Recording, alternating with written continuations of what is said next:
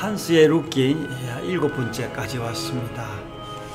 자, 여기 안식을 얻는 사람과 포기하신 분 이런데 아마 안식을 포기하신 분 이것을 의미하는 것 같습니다. 한번 우리가 읽으면서 한번 볼까요? 네, 계속 룻기의 룻과 보아스의 그 로맨스가 아주 그냥 은밀하게 이제 이루어지는 겁니다. 예. 타작마당에 밤은 깊어 타작을 마친 보아스는 즐거운 마음으로 잠자리에 누웠다. 자, 여기 뭐 성경이 없는데 밤이 깊었다. 와, 네. 굉장히 문학적으로 많이 살폈네요.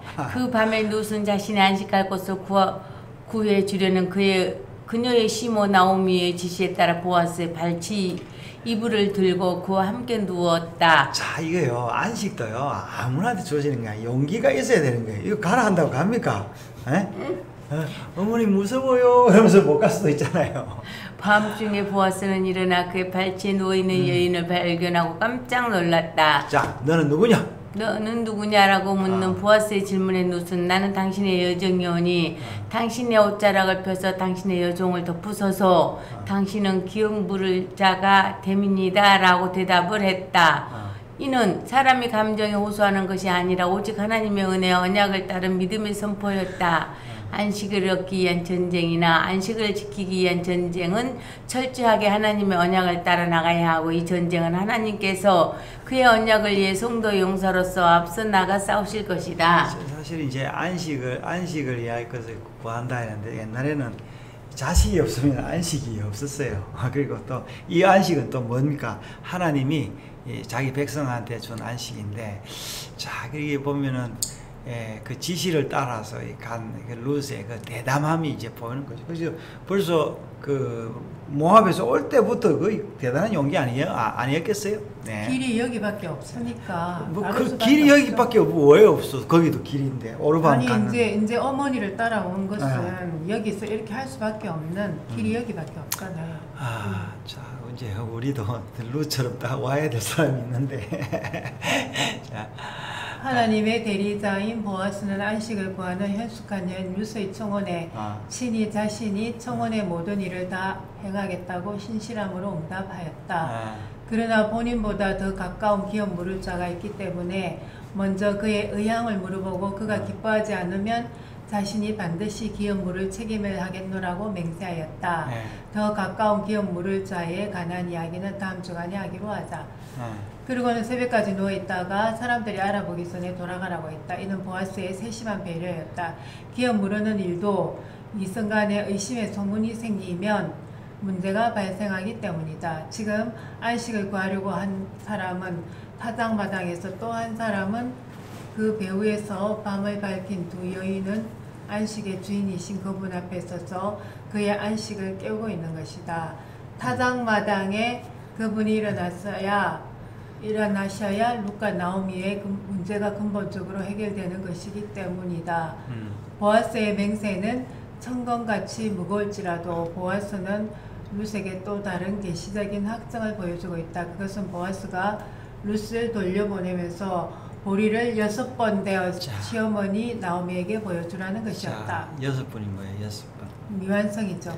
미완성이다기보다는 6째 날이 무슨 날이에요? 창조가 다 끝나시나요?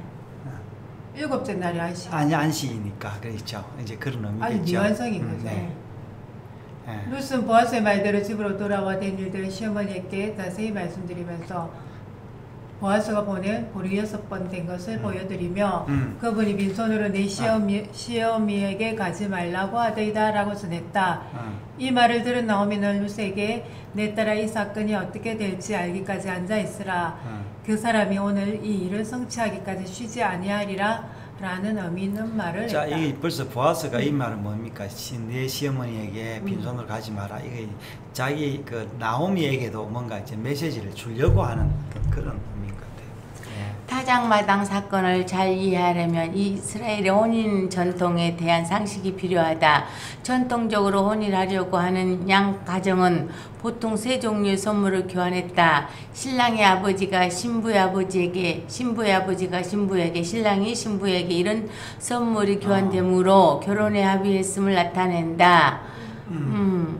이 삶은 선택사항이나 이런 필수 사랑이라 할 수 있었다. 보아스가 보리를 6번 되어 룻을 통하여 나오미에게 보낸 것은 신랑의 아버지가 신부의 아버지에게 보내는 혼수와 인물격이다. 와, 또 보아스는 신랑의 아버지와 아들의 자격으로 신부의 아버지 격인 나오미에게서 혼수 선물을 보낸 것이다. 보리를 6번 되었다라는 말은 문자 그대로 보리 6을 측량했다라는 말인데 이 측정은 어떤 무게나 부피가 특정되는 말이 아니고 보리를 6번 개수했다라는 의미라 알 수 있다. 타작마당에서 보아스가 나오미에게 전달한 혼수품인 보리는 배고픔을 채우는 보리가 아니라 하나님의 언약을 증거하는 계시적인 의미를 담고 있는 것이다. 아마 6을 나타내어야 하니 보리 6알일 수도 있을 것이다. 지금 보아스는 보리 6을 통하여 하나님의 6일 창조 사역을 보여주고 있다.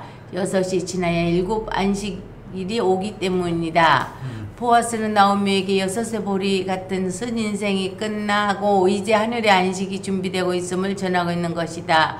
모압에서 안전히 빈손으로 돌아올 때 나오미는 오히려 전능자가 자신을 괴롭히고 자신을 징벌했다고 토로하였다. 마치 하나님께서 자신의 안식을 빼앗아 갔다고 생각하였다. 그러나 지금 하나님께서는 처음부터 지금까지 언제나 함께 하셨고 안식을 준비하고 계셨음을 보아스를 통해 보여주고 계신다. 하나님께서는 가나안 정복 전쟁을 통하여 이 땅에 안식을 주셨다. 그러나 이 안식의 땅에 또 다른 전쟁이 계속되는데 이 전쟁은 안식을 지키기 위한 전쟁이다. 자, 이거 이스라엘도 6.1 전쟁 이런 것들 다 그런 거죠. 네. 이 전쟁을 위해 하나님께서는 룻을 현숙한 여인으로 부르신다. 이 현숙하다라는 말은 보아스가 유력한 자라는 말과 같은 단어이다. 이제 그 잠언 31장에 나온 현숙한 여인 이런 말하고 이 유력한 자, 물론 잠언에 나오는 그 여자도 뭐 단순히 여성이라기보다는 이스라엘을 이야기한다고 하나님의 그 어떤 신부를 이야기한다고 할 수 있죠. 예. 같이 힘 있는 군대란 말이다. 힘 있는 하나님의 군대. 안식 전쟁에 우리들을 믿음으로 참전시키고 있는 것이다. 그러나 이 전쟁에 참전한 성도들은 잠잠히 있으면서 오직 하나님께서 성취하시는 일을 믿음으로 보는 것이다. 자, 그러니까 어디 나오죠? 너는 잠잠히 있어. 시편에 나오죠. 너희 하나님 됨을 알지어다. 뭐 그렇게 그런 시편이 있죠. 네. 하나님께서는 성도의 안식을 위해서 자신의 안식을 포기하신 것이다. 그러므로 성도의 일은 오직 감사와 찬양으로 그분이 완성하신 구원 사역을 은혜로 믿으며 그분의 이름을 높이 부르는 것이다. 아까 제목이 아마 여기서 나온 것 같아요. 성도의 안식을 위하여 자신의 안식을 포기한 것이다. 뭐 그런 말. 자, 뭐 하나님이 안식을 포기했다고 해서 하나님 그 안식 그 자체인데 이제 우리 인간의 표현이 그렇다 그죠. 독생자를 주셨다. 이제 그런 의미인 것 같습니다. 자, 하나님의 그 놀라운 그 안식이라는 이걸 가지고 참 우리 한스께서 참 놀라운 필치를 자랑을 오늘도 이렇게 우리가 봤습니다. 자, 계속해서 다음 이제 8편이 또 기대가 됩니다. 자.